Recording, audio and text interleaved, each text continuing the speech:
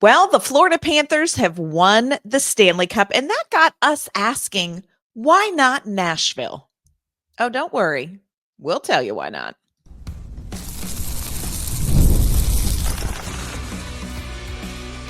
You're Locked On Predators, your daily podcast on the Nashville Predators, part of the Locked On Podcast Network, your team every day.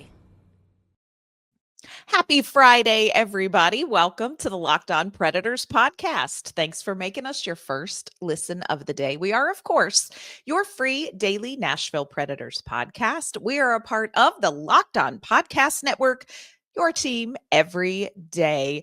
Want to kick off our Friday episode with a hearty shout out to our Locked On Predators insiders community and our everydayers who tune in to talk Nashville Predators hockey with us. I'm Ann Kimmel. I am a writer and co-host with Penalty Box Radio and Friends. I have a partner in crime. You do. I am Emma Lingan, and I'm the Predators site editor and reporter for the Hockey News.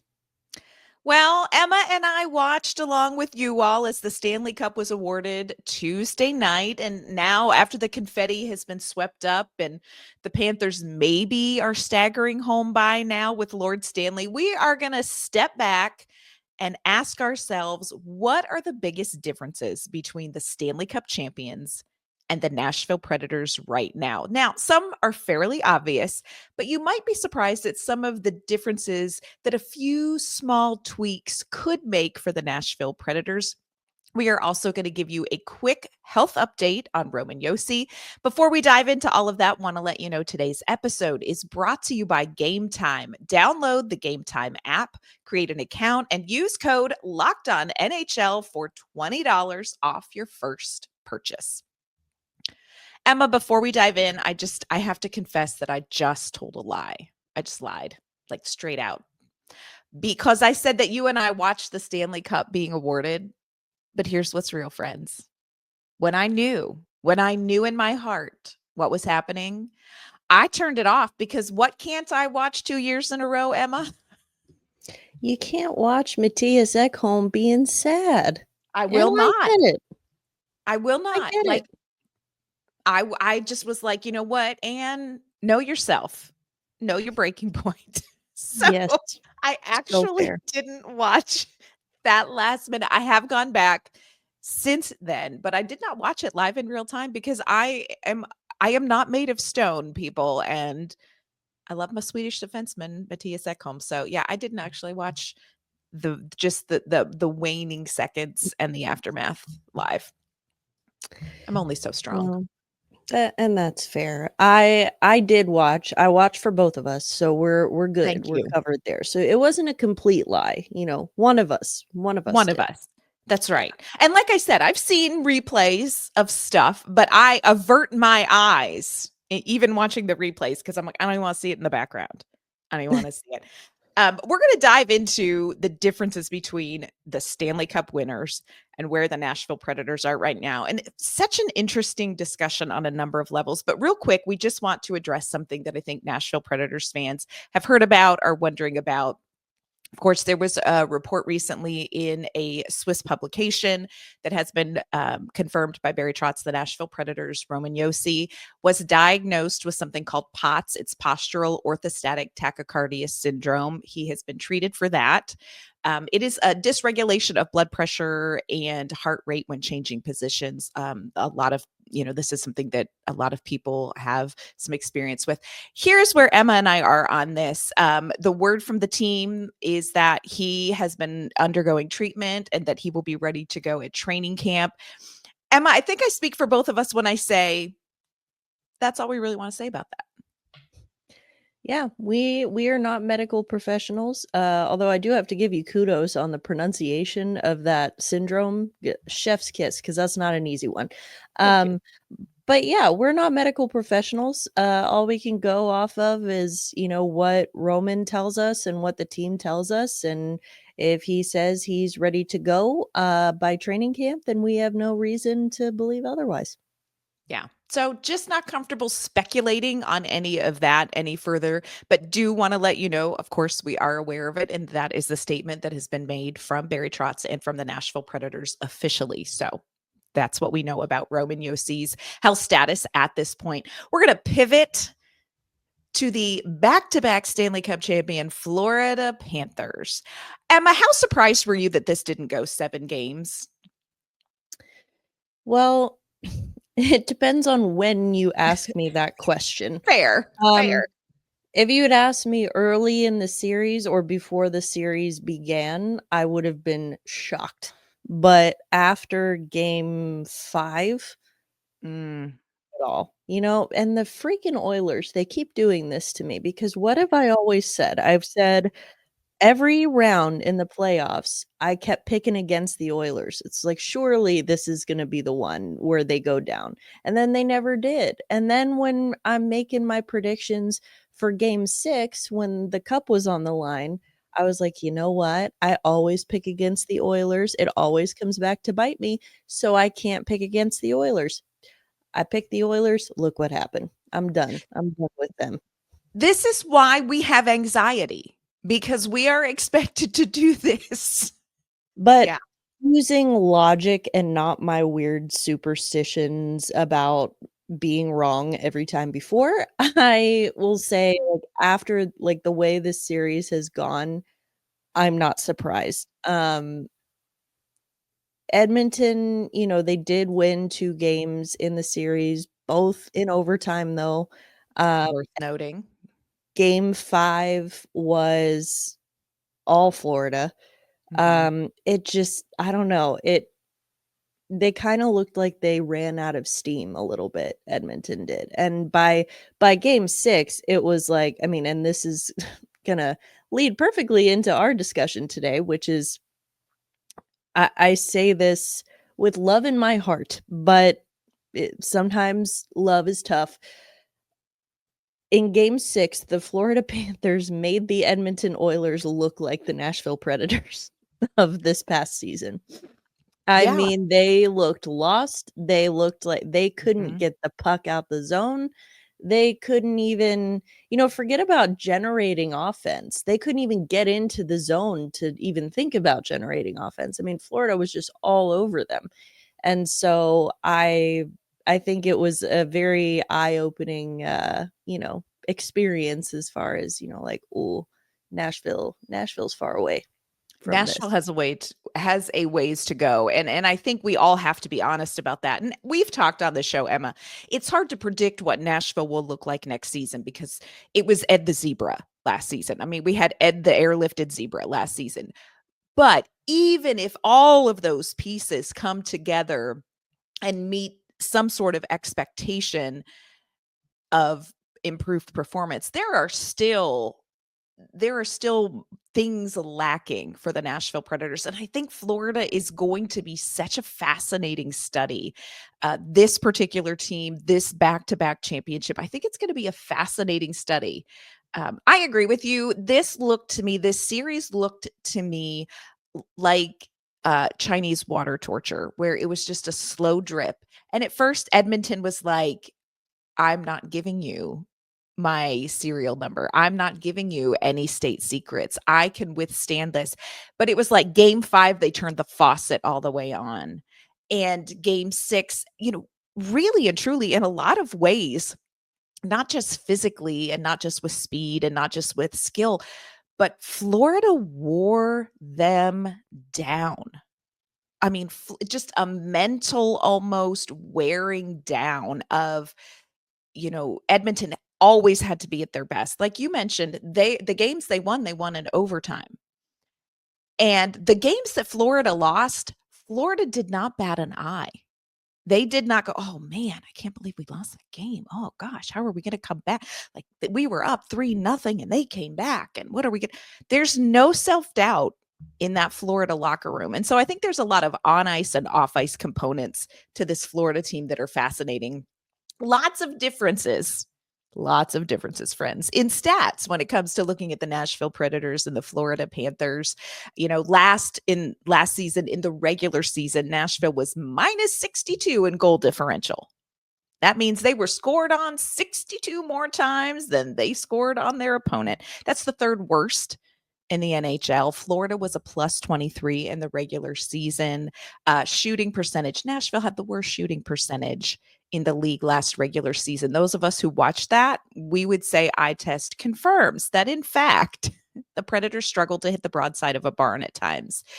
When it comes to goals for per 60, Nashville was worst in the league with 1.94 goals per 60. Florida was 11th in the league, 2.28 goals for. I think it's interesting in some of these advanced stats in the regular season, Florida wasn't necessarily 1, 2, 3.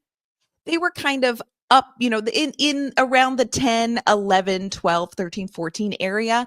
But when you get to the playoffs, they just executed flawlessly. And so I think timing, again, it's one of those things that matters. So we're going to talk about on ice issues. Coming up, we're going to tell you the things that Nashville absolutely has to do. They have to mimic the Florida Panthers in a couple of very important ways. We're going to tell you what they are and how they're maybe gonna or not going to be able to do that next season. Today's episode is brought to you by our great friends at Game Time. There is nothing like live sports. We just saw it, the energy, the rivalry, the nonstop action. Well, Game Time makes getting in the building or in the stands fast and affordable for your favorite sports. Game Time gives you last-minute ticket deals, deep discounts, panoramic seat views, and all-in pricing with no hidden fees. Plus, ticket prices often drop the closer you get to your favorite team event kicking off, so you can score big without overpaying. You need to check out the huge savings that come with zone deals. They pick the best seats at the lowest price. And right now, there are zone deals 10% off exclusive for FIFA Club World Cup matches to check out. So take the guesswork out of buying tickets with Game Time. Download the Game Time app, create an account, and use code LOCKEDON NHL for $20 off your first purchase. Terms apply. Again, create an account and redeem code LOCKEDONNHL for $20 off. Download the Game Time app today. Last minute tickets, lowest price, guaranteed. All right, Emma, Florida won back to back. Love that for them. My question for you, and this is something we chatted a lot with our insiders on. What's the big difference? What do you see? Is it talent? Emma, how big is the talent gap for Nashville when it comes to being competitive in the playoffs? I feel like that's a loaded question because It's what I ask on a Friday. it's hard to answer that because, I mean, you look at Nashville, it's not a talent. There's not a lack of talent on their roster. Mm-hmm. I just think that it's how the talent is deployed and how it is used together and how it is put in the best position to succeed is where the difference is. Because, I mean, you look at a team like Florida and they're, talk about how much depth they have, scoring depth in particular. But what's interesting is, like, they have their players at the top, their guys, they have Sam Bennett and Sasha Barkov and Matthew Tkachuk, and like that, you have your big guys up at the top. But Bill Zito has managed to build a roster where the bottom six kind of interchangeable. Like a lot of those depth pieces that were on the team last year, not there anymore. You could kind of just switch them out, plug and play. And it's like being able to do that and use the talent that you have and put it in the best position to succeed. So guys last year like Kyle Oposo, Steven Lawrence, like all of those depth pieces gone. But then now they supplement them, they fill them in with guys like AJ Greer and so on and so forth. So I think that you're able to, Nashville, we've talked about Nashville a lot, having like an entire team of bottom six guys. And I think that what's different is, they actually use Florida actually uses their bottom six players in the bottom six. but allows the bottom 6 players to excel in those roles. So they really can just roll out 4 lines, and they're always going to have a dangerous line on the ice, no matter who's out there. So I think that was something that I noticed, I guess, that like Nashville, they've got their clear guys at the top too. You have like Philip Forsberg, Ryan O'Reilly, Steven Stamkos, Jonathan Marchessault, but it was just, again, I go back to the how that talent was deployed, and the fact that we hardly ever saw a line combination stay the same within a single game, much less from game to game. And so the chemistry just wasn't there. So it's like, you can have all the talent in the world. I mean, you could put Connor McDavid on the Predators roster and it wouldn't matter if he's not playing with the same line mates, if he's not developing chemistry, if he's not, you know, I mean, we heard that all year. We're not working as a 5-man unit. What does that mean? That, like, That's it's what it looks like. knowing that is what it looks like. Yes, Mhm. because like and that doesn't necessarily mean like, oh, if these 3 players don't play together all the time, all day, every day, then they will cease to be good players. But it's more just like having an understanding of and I think the off ice piece that I know we're going to get into it in a few minutes is part of this as well, is just sort of having that chemistry and being able to mesh together. Yeah, that was something that we heard over and over again from our insiders is chemistry. And I agree with you. I know a lot of people are squawking about the talent.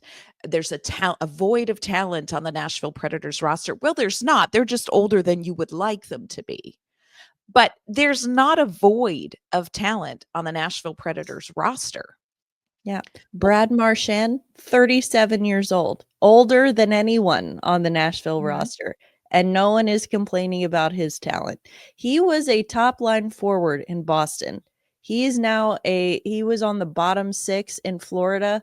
Case in point, you put him in a position where he can still contribute and succeed. Just because he has this pedigree and he was a captain and this and that doesn't mean he needs to automatically plug into the top 6.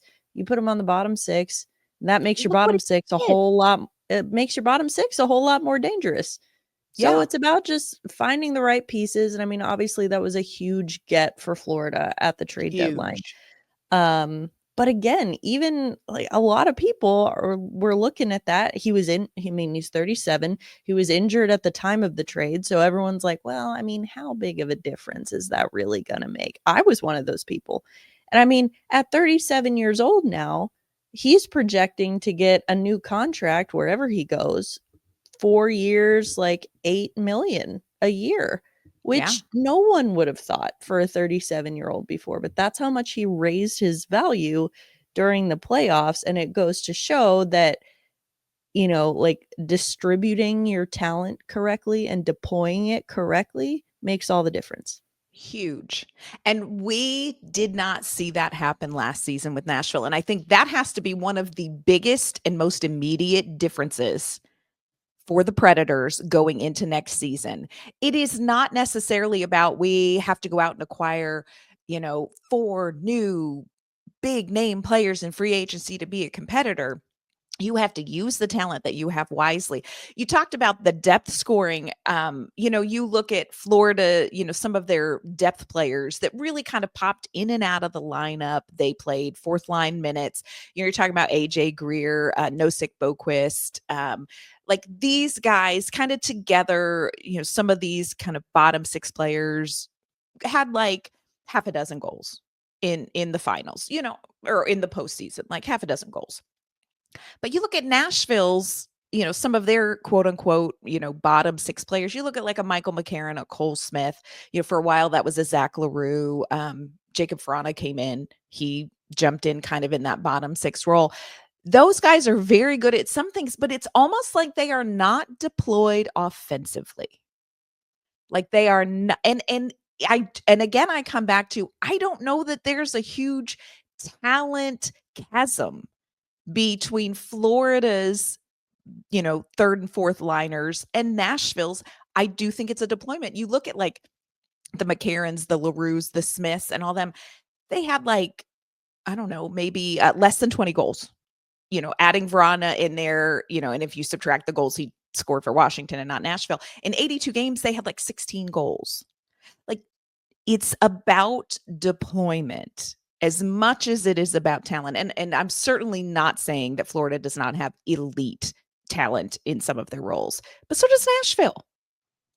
Yeah, and to, further clarify what you're saying, no one is saying here that like, well, Cole Smith could be a 40 goal scorer if we just used No. him correctly. No You one is don't need saying him that. to be.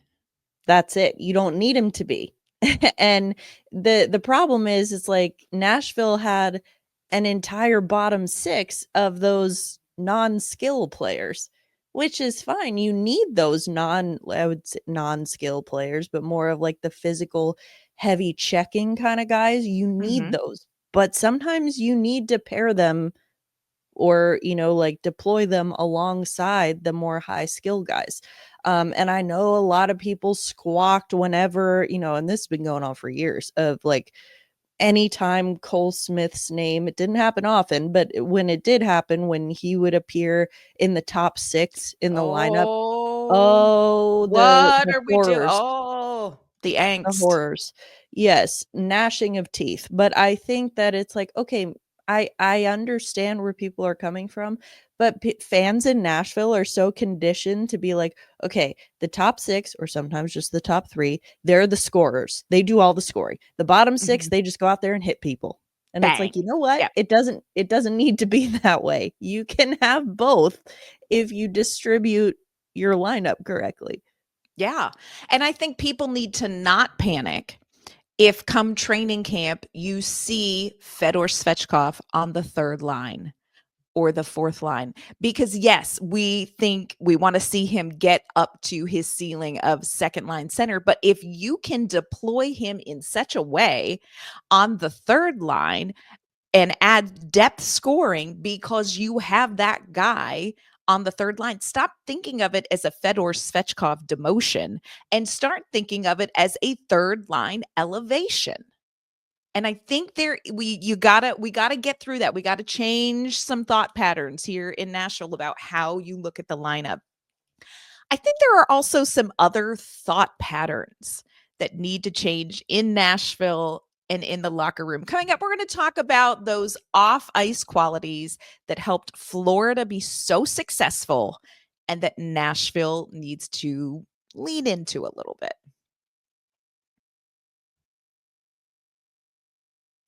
All right, Emma, we are looking at the differences between the Nashville Predators and the Florida Panthers, but this is only a 30-minute podcast. So, we pared it down some.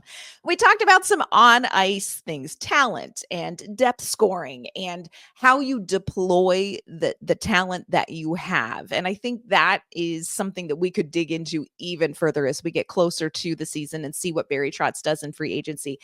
But here is, and friends, here's what's real. I'm getting ready to quote Matthew Tkachuk, and it's going to taste like vinegar the whole time I do it.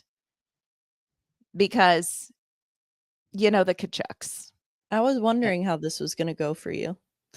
It's a little bit tough, I'm not going to lie. I know. I'm very proud of you. The fortitude for which I work my craft, you all.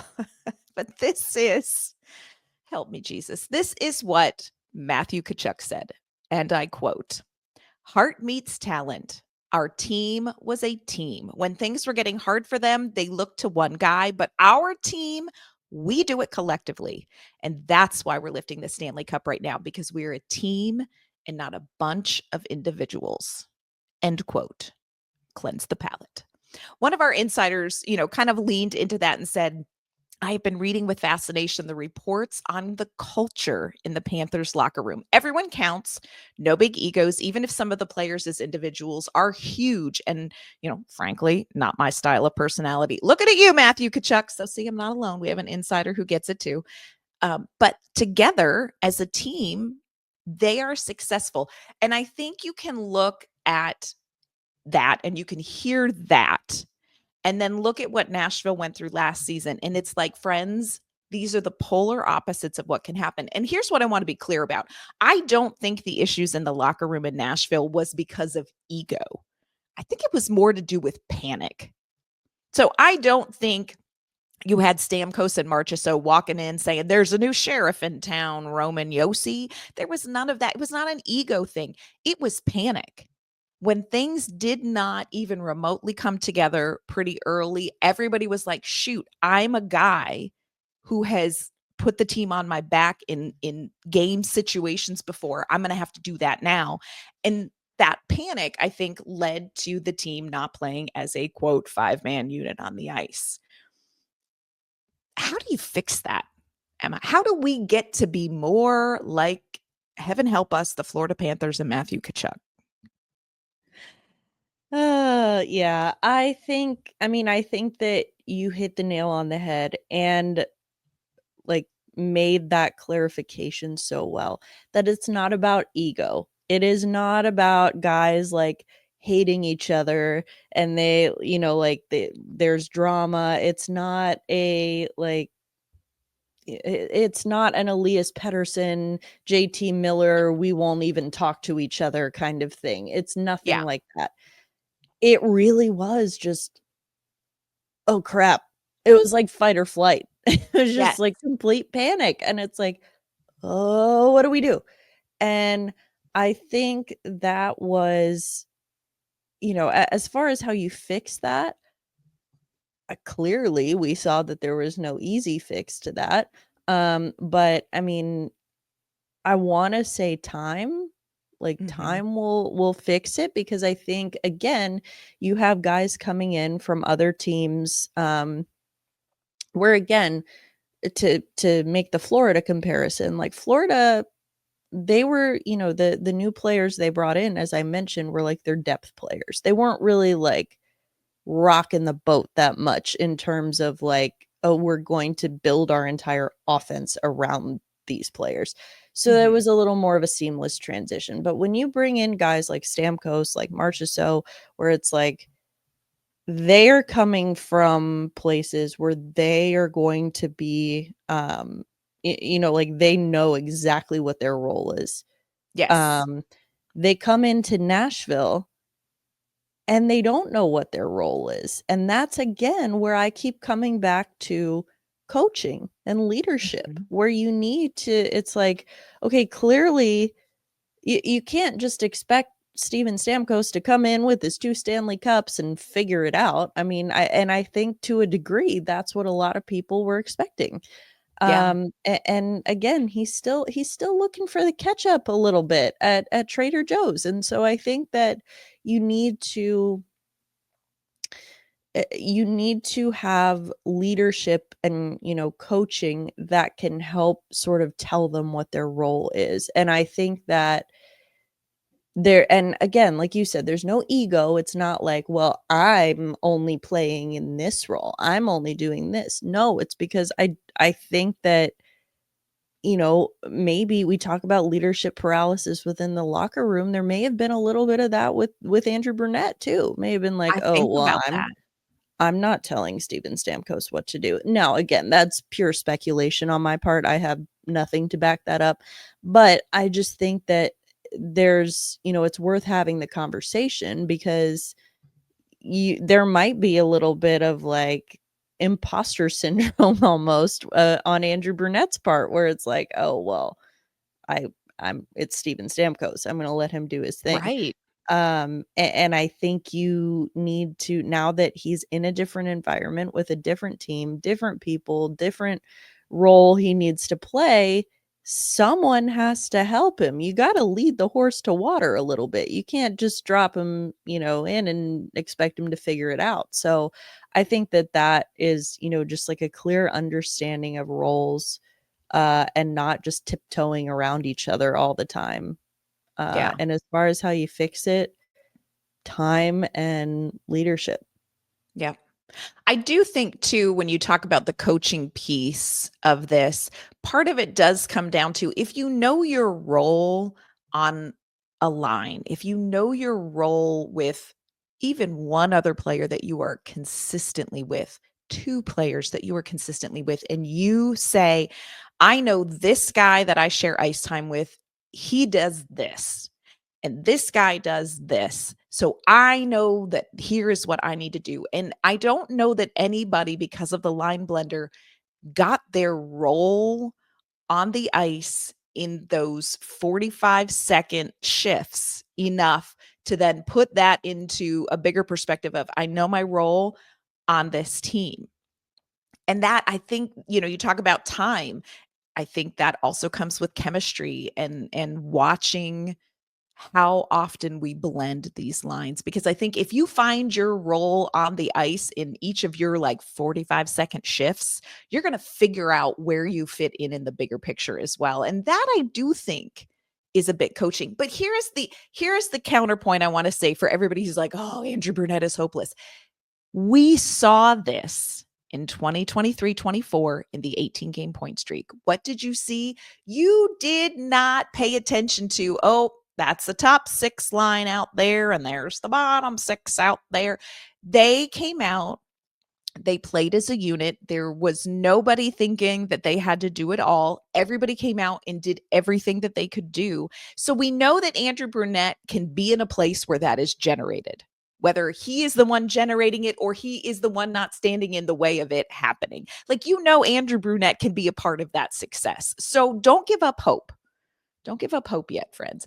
There's one other thing that I noticed about Florida, and this is something that I noticed about them in the regular season, but then you get into the postseason and you're like, dear God.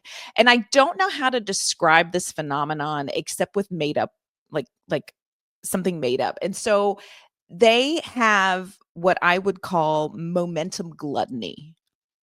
Like, if you gave the Florida Panthers a moment where they were like, they turned into Cookie Monster, who shoved the whole thing in their mouth and just took. And I don't know, like, I know that's a terrible sports visual, friends. And I've been workshopping it, but I don't know how to exactly describe what I'm seeing. So I'm hoping it's making sense to you.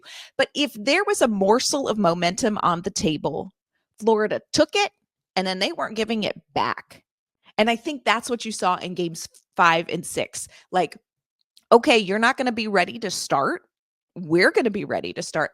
Florida had the first goal in 5 of the 6 games because they were ready to go. And the minute they got momentum, they did not surrender it back. Like, Edmonton had to pull it from Florida. And I don't know that I'm even describing it right, but they are relentless and gluttonous when it comes to being in charge and taking a moment and going, oh no, that one's mine. Oh no, I'm not giving that back. It was a phenomenon to watch. It was really a phenomenon. One of our insiders said they exemplify relentlessness. They're hard on pucks. Their passing is crisp and automatic because they know where their teammates are going to be. Like, just execution and grabbing and maintaining momentum. They were exhausting to watch. God bless. The Oilers are probably still sleeping in. They're exhausting. Yeah, and I think it was very evident, like you said, they didn't waver, they didn't falter. It wasn't like, oh no, we're down, or oh no, they, our opponent scored a clutch goal, at a inopportune time for us, because we saw that so much with Nashville, how like there would be the momentum was so fickle for the Predators all season. Mhm. When it did show up, it was like, all right, nobody move, nobody touch it. Like, everybody step away. It really No was. sudden movements. But with Florida, it was like they might lose it for a second or a few seconds or even an entire period. And you never were really worried, can they get it back? Like, are they gonna be able to get it back? It's just like, yeah, no, they're Mhm. going to get it back. Like you Yeah. said, this is ours. We're Yeah. taking it. Like, there was Yeah. just never a question. And they would get momentum and hold on to it for like 5-minute stretches at a time. And look, if Nashville Predators fans know anything, it's that 5 minutes in a 60-minute game can stick it to you. Because how many games last season did the Nashville Predators lose in 5 minutes of whoopsies? Mhm. We won't even start counting those because it's Friday and we have to get to the weekend eventually. So I just think that was such a phenomenon with them, and there was no panic. They had no panic when Edmonton had them, trapped in the defensive zone. There was no panic. They just kept working. So I think it was amazing. Here's another one I want to throw out, and this is something we probably could do a whole entire episode on, Emma. Ownership. Florida's ownership has said it out loud. They have led the way. They have turned what should just be, let's just be honest. Sunrise, Florida, this should not be a hockey town. Can we just be honest? Like, Florida should not be a hotbed of hockey. And I think ownership has led the way, not only with marketing the product, but with demanding and pushing for better and better and better. And it's one owner, it's a cohesive message, it is a consistent message. And I wonder if that is going to change in Nashville with Bill Haslam, or how, because we really have kind of a more quiet ownership group. And so you do wonder, like, how high up in the front office does the effect of culture go? And I just think that that's something worth noting about Florida and Nashville. Yeah, I think that you've got other it just depends on the market with how vocal ownership is, and I don't think that you necessarily need to be like, sometimes it's the GM who's really vocal and says all the things and the ownership doesn't say anything. So like it really just depends, I think, on the market. So I don't know that there's one necessarily right way or wrong way to do that, but again, I look more at, like, they clearly care about winning. They prioritize winning, Yeah. and they don't just say it, they do the things. They go out and do it. They go out and get Brad Marchand and Seth Jones at the trade deadline. Like, they go out and they do the things. And one thing about Nashville, a lot of talk about winning, and I'm now sort of taking a step back. I'm not talking about Barry Trotz or the hockey operations side of things as much anymore. I'm talking more about the business side of the organization. There's a lot of talk about winning, but all the action is, look, we're unveiling a new suite level at Bridgestone Arena. Cool. How are you going to fill it when your product Yeah. is terrible? Like, Yeah. it just seems to be a little bit of a disconnect there. And again, the market's different. Like, maybe on some level, there's this feeling that, well, Nashville, we don't, not that anyone is saying, well, we don't need to win, but like, I think there is a certain level of that thought, like maybe back of mind, because you play at Bridgestone Arena on Broadway in a tourist hotbed. You're going to sell tickets. Like, you're going to sell 100%. tickets to your games Yes. no matter what, whether the team is doing well or doing poorly. Now, I have it on very good authority. Season ticket sales way down after last season. Yeah. But at the end of the day, if they're still filling the seats, Doesn't I think matter there's necessarily who's buying the ticket, as long as the ticket's being sold. And I right. I I do think there is an element of that where there can sort of be a very pretty picture, but it might not mean what you think it means. And I just think you have to be mindful of that. And again, nobody in Nashville's like, who cares if we don't win the Stanley Cup?